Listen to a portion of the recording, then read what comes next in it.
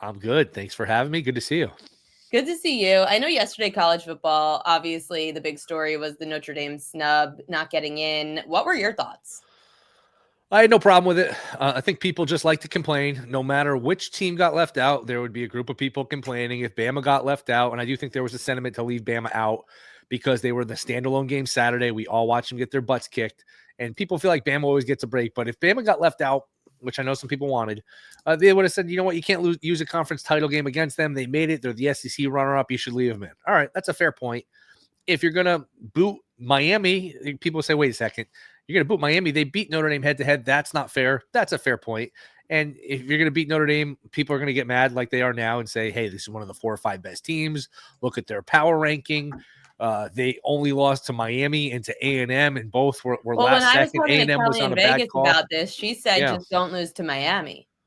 There you go. I mean, there you go. And they didn't beat anybody. I mean, they beat Purdue and Stanford. You look at their wins, it wasn't impressive. So I get their frustration. We have these rankings every week. They put on a big production, a big TV show, and they're behind.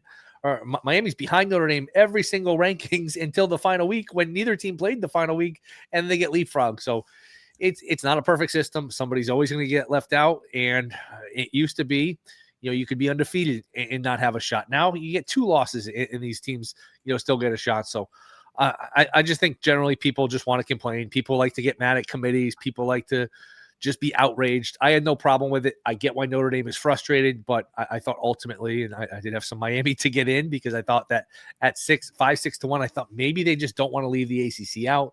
Maybe they don't want to discourage teams from playing week 1 games where, Miami beat Notre Dame in week 1, like we talked about.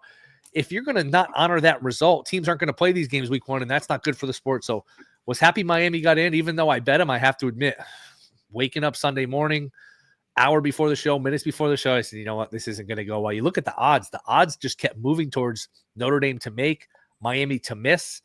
That's one where the odds, the market was not correct. And obviously Miami gets in and Notre Dame doesn't. I actually think Miami's pretty live here in this final, but in this tournament. But I had no problem with what the committee did. I know I'm in the minority and people want to scream and yell, but I thought it was a tough job. I thought they did a reasonable job. The last thing I'll say on this, we don't need James Madison and Tulane in this tournament. I mean, it's supposed to be the 12 best teams. These are not 2 of the 30 or 40 best teams. That to me is an issue, but that's an issue with the structure of this thing.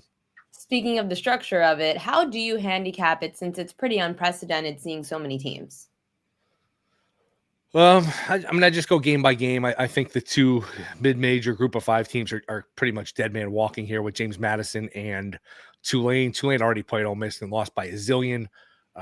I think James Madison is going to go into Oregon, and a hungry Oregon team, an Oregon team that, remember, they had a bye last year, and then in their first game against Ohio State just got run off the field. So this is not going to be an Oregon team that overlooks them or takes them lightly.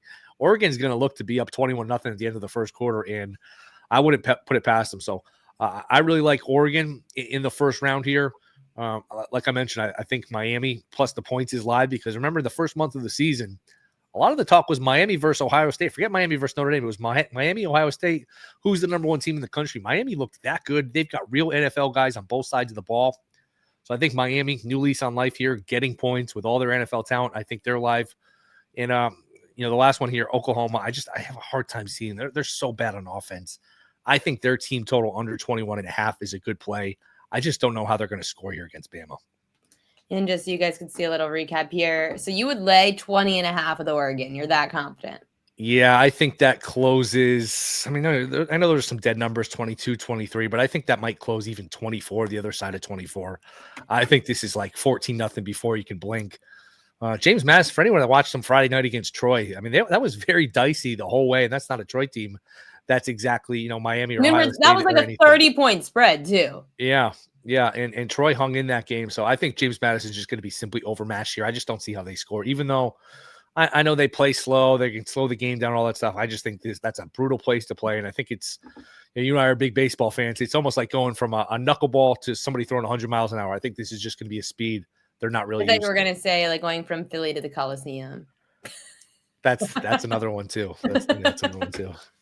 Craig Abel saying in the chat, he feels like Ole Miss will have a chip on their shoulder from losing Kiffin. How do you approach the Rebels? I worry about the distraction. Who from the staff is leaving?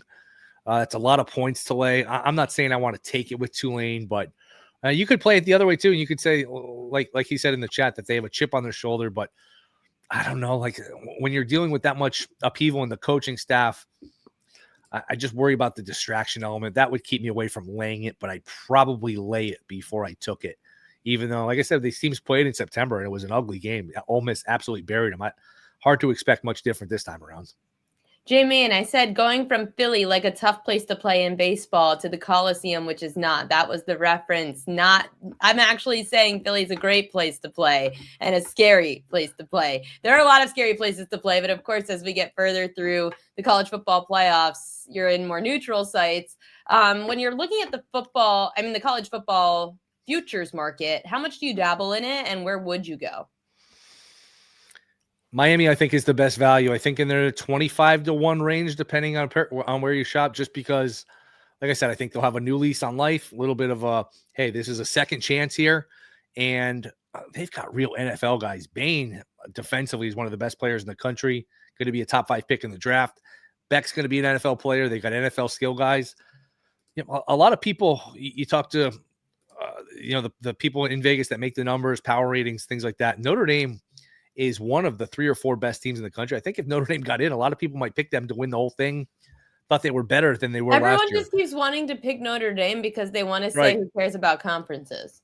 No, that's true too. But Miami beat that team, and that's not a team that was easy to beat. And Miami really, I thought, dominated the game for long stretches, even though they won by a field goal. So to me, Miami is the best value. I don't trust the coach to ultimately win 4 of these, but I think there is value at the 25-1. And if they win against A&M, Ohio State looked pretty vulnerable Saturday night. They couldn't really move the ball. You can kind of poke holes in their schedule, like who did they play?